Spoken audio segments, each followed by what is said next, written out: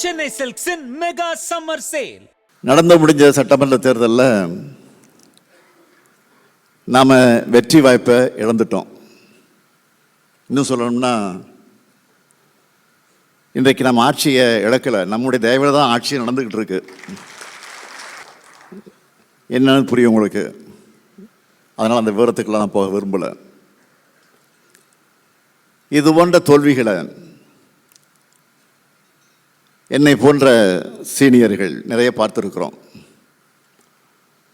ஆனால் இளைஞர்களான உங்களுக்கு பெரிய வருத்தத்தை தந்திருக்கு. திமுக ஆளுங்கட்சியாக வர முடியாதது கூட பரவாயில்ல, நம்ம தலைவரை வெற்றி பெற முடியாமல் போனது தான் ரொம்ப வருத்தமாக இருக்குது.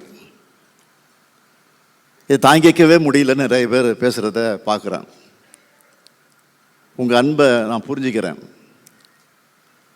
தேர்தலில் வெற்றி தோல்வி சகஜம். ஆனால் என்றைக்குமே தனி மனிதர்களை விட இந்த இயக்கம்தான் பெருசு.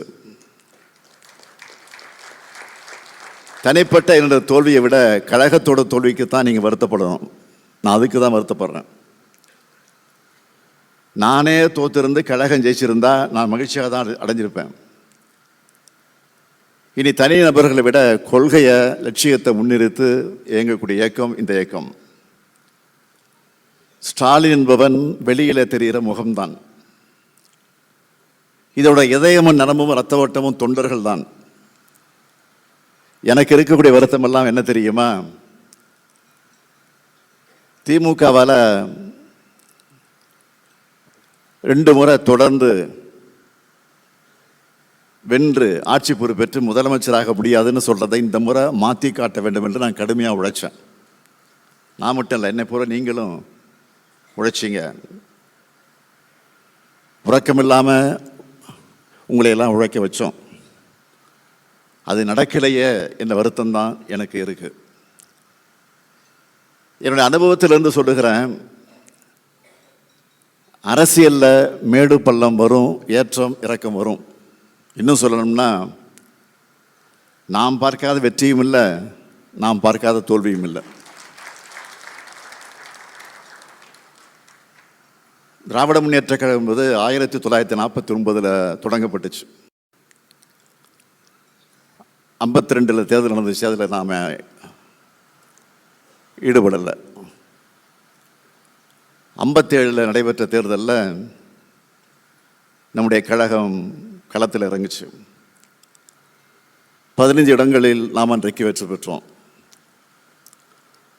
அதற்கு பிறகு 62 நடைபெற்ற பொது தேர்தலில், சட்டமன்ற தேர்தலில் 50 இடத்திற்கு மேல் வெற்றி பெற்று எதிர்க்கட்சியாக சட்டமன்றத்தில் போய் உட்கார்ந்தோம்.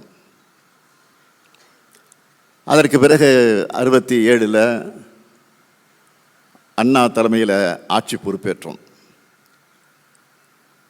ஆட்சி பொறுப்பேற்ற அண்ணா அவர்கள் ஓராண்டு காலம்தான் நம்மிடத்தில் வாழ்ந்தார். ஒரு கடுமையான நோய்க்கு ஆளாக்கப்பட்டு அதன் காரணமாக அவர் நம்மை எல்லாம் விட்டு பிரிந்தார், மறைந்தார். அதற்கு பின்னால் அவருடைய தம்பி நம்முடைய தலைவர் கலைஞர் அவர்கள் அந்த ஆட்சி பொறுப்பை ஏற்று வழிநடத்தினார். 71ஆம் ஆண்டு நடைபெற்ற தேர்தலில் மிகப்பெரிய வெற்றியை பெற்றோம். 184 இடங்களில் திராவிட முன்னேற்ற கழகம் அன்றைக்கு வெற்றி பெற்றது. அதற்கு பிறகு 75 இந்தியாவிலே நெருக்கடி நிலை அமுல்படுத்தப்பட்டது. அதற்கு பிறகு அந்த நெருக்கடியை திராவிட முன்னேற்ற கழகம் ஆட்சி பொறுப்பிலிருந்து எதிர்த்த காரணத்தால் நம்ம ஆட்சியை கலைச்சாங்க. கலைச்சதற்கு பிறகு என்னென்ன கொடுமைகள் நடந்துச்சு உங்களுக்கு தெரியும். மிசா சட்டம் பாஞ்சிச்சு. அந்த மிசாவில் எத்தனை பேர் கைதானார்கள், எத்தனை பேர் இறந்தார்கள் என்பதெல்லாம் வரலாறு, உங்களுக்கு நான் சொல்ல வேண்டிய அவசியம் இல்லை.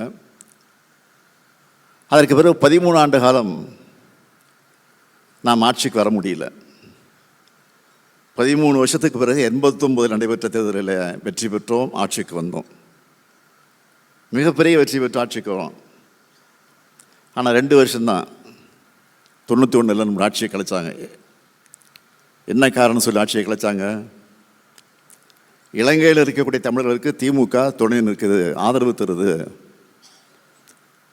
என்ற பழியை சொல்லி அதற்காக ஒரு காரணத்தை கண்டுபிடித்து நம்முடைய ஆட்சியை கவிழ்த்தாங்க. அதற்கு பிறகு தேர்தல், தோல்வி தோல்வி தோல்வி. அப்போ 91 நடைபெற்ற தேர்தலில் 2 இடங்களில் தான், துறைமுகம், எழும்பூர். தலைவர் கலைஞர் துறைமுகத்தில் வெற்றி பெறுகிறார், எழும்பூரில் பரிதி இளமெழுதி வெற்றி பெறுகிறார். 2 இடத்துல வெற்றி பெற்றோம். அப்போ நம்ம தோண்டவை மூளையில் முடங்கி விட்டோமா? இல்லை. 96 நடைபெற்ற தேர்தலை மாபெரும் வெற்றி பெற்று ஆட்சிக்கு வருகிறோம். அப்போ ஆளுங்கட்சியாக இருந்த அதிமுக எத்தனை இடம் இருந்தோமா? 4 இடம்தான். ஆக நாம் அப்போ தான் மீண்டு எழுகிறோம். இந்த தேர்தல் முடிவுக்கு பிறகு நிறைய பேர் நிறைய காரணங்களை எல்லாம் சொல்லிக் கொண்டிருக்கிறாங்க. சிலர் உண்மையான காரணங்களை சொல்கிறாங்க. பலர் நம்மை குற்ற உணர்ச்சிக்கு ஆளாக்க நினைக்கிறாங்க. நம்ம பக்கம் சிலவற்றை கவனிக்காமல் விட்டுருக்கலாம், சில பிழைகள் நாம தெரியாமல் செஞ்சுருக்கலாம். ஆனால் ஓப்பனாக சொல்லணும்னா அதனாலலாம் நாம் தோக்கலை. குழந்தைகள் புதுசாக ஒரு பொம்மையை பார்த்தா அது வேணும்னு விரும்புவாங்க. ஆனால் 2 நாளில் அவங்களுக்கு அது போர் அடிச்சிடும், தூக்கி போட்டுருவாங்க. அப்படித்தான் தங்களுக்கு பிடித்த நடிகர் ஒருத்தர் கட்சி ஆரம்பித்ததுனால ஒரு ஆர்வத்தில் வாக்களிச்சிருக்கிறாங்க. கொஞ்ச நாள்லேயே இந்த பொம்மை மேலே அவங்களுக்கு இன்ட்ரெஸ்ட் போயிடும். குழந்தை அம்மாவை தேடுற மாதிரி நம்மளைத்தான் நம் மக்கள் ஏக்கத்தோடு தேடுவாங்க. நான் ரொம்ப பணிவோடு சொல்கிறேன், கடந்த 50 ஆண்டுகளில் தமிழ்நாடு பார்த்துருக்கக்கூடிய கடந்த 5 வருஷ ஆட்சி தான் மிக சிறப்பான ஆட்சி. இதை சொல்கிறதுல எனக்கு எந்த தயக்கமும் இல்லை. இப்படி சொல்கிறதுனால நம்முடைய முன்னோர்களை விட நான் பெரியவன்னு சொல்ல வரல. அவங்களுடைய ஆட்சிகளிலிருந்து கற்றுக்கிட்ட பாடங்களை தான் அதை விட சிறப்பான ஆட்சியை நாம் கொடுத்துருக்கோம்.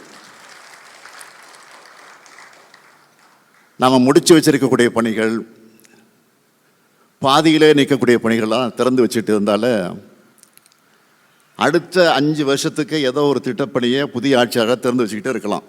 அவ்வளோ பணிகள் மிச்சம் இருக்குது. அதனால் நீங்கள் யாரும் கில்ட்டியாக ஃபீல் பண்ணாதீங்க, கவலைப்படாதீங்க. நமக்கு தரப்பட்ட வேலையை நாம் சிறப்பாக செஞ்சுருக்கிறோம். போக போக மக்களும் அதை ரியலைஸ் பண்ணுவாங்க. நிழலின் அருமை வெயிலில் தெரியாமல் போகலாம். இப்போ நடந்திருக்கக்கூடிய தேர்தல் அரசியல் சுனாமி அல்ல, அது சினிமா சுனாமி தான். சினிமா கவர்ச்சியை முதலீடாக்கி மக்களை மயக்கி வாக்குகளை வாங்கியிருக்கிறாங்க. அதுக்குன்னு எல்லா மக்களையுமே மயக்கிட்டாங்க இல்லை. பெரும்பான்மைக்கு தேவையான 110 இடங்களில் கூட அவங்க வெற்றி பெற முடியல. ஆக பெரும்பாலான மக்கள் தெளிவாக இருக்காங்க. கணக்கு போட்டு பாருங்கள், அந்த கட்சி நடிகர் கட்சி எவ்வளோ வந்திருக்கு? 107. இப்போ நம்ம தயவில் அவங்க ஆட்சி நடக்குது. தொடக்கத்தில் சொன்னேன், சிபிஎம் 2, சிபிஐ 2, விசிகே 2, இந்திய முஸ்லீம் லீக் 2, எவ்வளாச்சு? 8. அப்புறம் 5.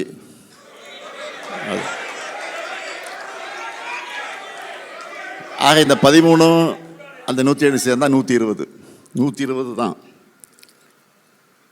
அதிமுக 2ஆக உடைச்சு அதில் கொஞ்சம் அதிகமான இடங்களை எடுக்க முயற்சி பண்ணாங்க. அது தோல்வி அடைஞ்சிருச்சு அவங்களுக்கு. அதனால் என்றைக்கும் முதன்மையில் புண்ணியெல்லாம் நிற்கிறாங்க. என்றைக்காவது எந்த நாளாவது விரைவில் அதை கவிழத்தான் போகுது, அதில் எந்த சந்தேகம் இல்லை.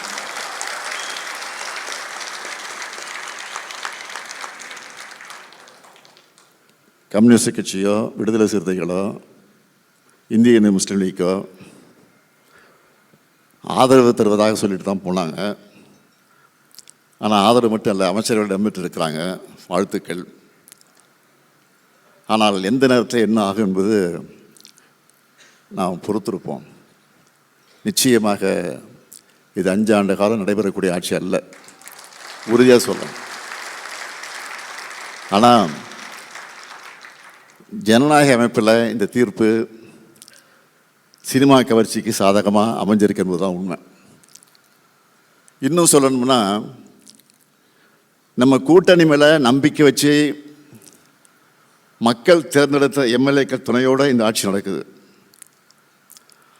ஆனால் இந்த வெற்றியை மாபெரும் வெற்றியாக சித்தரிக்க பல வேலைகள் நடந்துக்கிட்டு இருக்கு. அதை முறியடித்தாலே போலி பிம்பங்கள் நொறுங்கி போயிடும். நமக்கும் அவங்களுக்கும் 17 லட்சம் வாக்குகள் தான் வித்தியாசம். நம்மை நம்பி 1,55 லட்சம் மக்கள் வாக்களிச்சிருக்கிறாங்க. 73 எம்எல்ஏக்கள் நமக்கு வந்திருக்கிறாங்க. இன்னும் சொல்லணும்னா, நம்மளோட தோல்விக்கே இன்று மக்களெல்லாம் பெரும்பான்மையாக வருத்தப்பட்டு இருக்கிறாங்க. நீங்கள் கூட மீடியாவில் நிறைய பேட்டிகளை பார்த்துருப்பீங்க.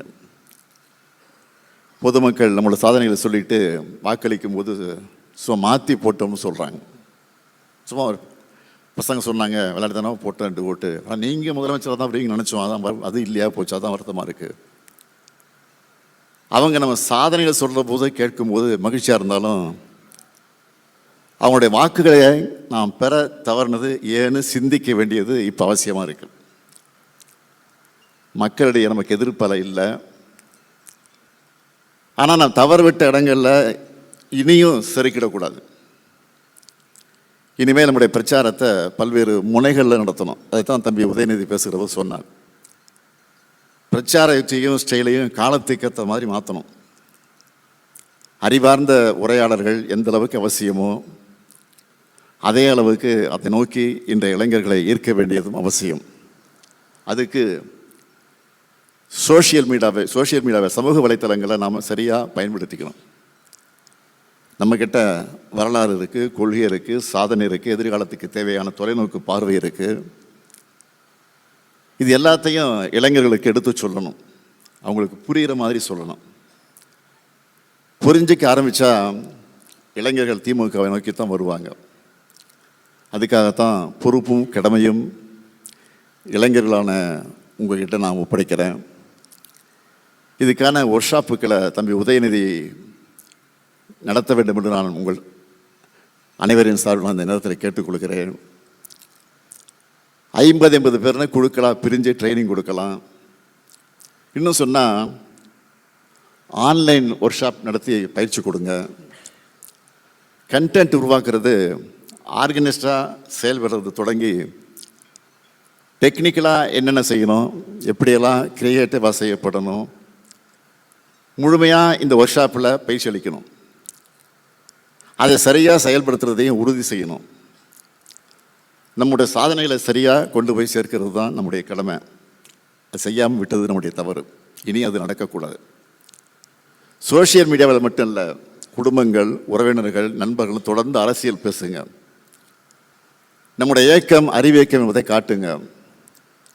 இளைஞர்களை நம்ம இயக்கத்தை நோக்கி அழைச்சிக்கிட்டு வாங்க. அதுக்கு இந்த நோக்கத்தோடு உங்களுடைய இந்த பணிகள் எல்லாம் கூர்மைப்படுத்தணும்னு தம்பி உதயநிதியை கேட்டுக்கிறேன். இளைஞர் அணியரான நீங்கள் தான் இனி இந்த இயக்கத்தோட எதிர்காலம். உங்களை நம்பித்தான் இந்த இயக்கம் இருக்குது, தமிழ்நாடும் இருக்குது. உங்களுடைய உழைப்புக்கு நிச்சயம் உரிய அங்கீகாரம் கிடைக்கும். இங்கே எத்தனை இளைஞர்கள் இருக்கீங்க, உங்கள் நண்பர்களோட உரையாடுங்க. அவங்கள கிண்டல் பண்ணுற மாதிரியோ புண்படுத்துகிற மாதிரியோ பேசாமல் பொறுமையாக அவங்களுக்கு புரிகிற மாதிரி நம்ம தரப்பு நியாயத்தை எடுத்து சொல்லுங்க. நம்ம ஆட்சியில் இருந்தப்போ இருந்ததை விட இப்போ தான் நிறைய இளைஞர்கள் தீவிரமாக திமுகவை ஆதரிக்க தொடங்கியிருக்கிறாங்க. இப்படி ஒரு இயக்கம் தோத்துடுச்சே, இந்த இயக்கத்துக்காக நாம தான் உழைக்கணும்னு நினைக்கிறாங்க. சோஷியல் மீடியாவில் நாங்கள் உழைக்க தயாராக இருக்கிறோம், எங்களை பயன்படுத்திக்கணும்னு சொல்லி என்னை மென்ஷன் பண்ணி நிறைய பேர் பதிவுகளை போட்டுட்டு வராங்க. அடுத்த 50 ஆண்டுகள் இந்த இயக்கத்தை இயக்க போகிறது உங்களை போன்ற இளைஞர்கள் தான். இனி உங்கள் காலம்தான். ஒரு வீழ்ச்சியை சந்திச்சிருக்கிறோம், இது தற்காலிகமானது தான். இதை வீழ்ச்சியாக பார்க்காம திமுக விழுந்தா எவ்வளோ சீக்கிரம் எழுந்திருக்கும்னு நம்ம எதிரிகளுக்கு புரிய வைக்கிற மாதிரி ஒரு வாய்ப்பை கொடுத்துருக்குறாங்க. மீண்டும் வெல்வோம். கழகத்தை வளர்த்து நீங்களும் உயர என்னுடைய வாழ்த்துக்களை தெரிவித்து விடைபெறுகிறேன். நன்றி, வணக்கம். Chennai Silks in summer mega sale. Chennai Silks summer mega sale. The Chennai Silks in Mega Summer Sale.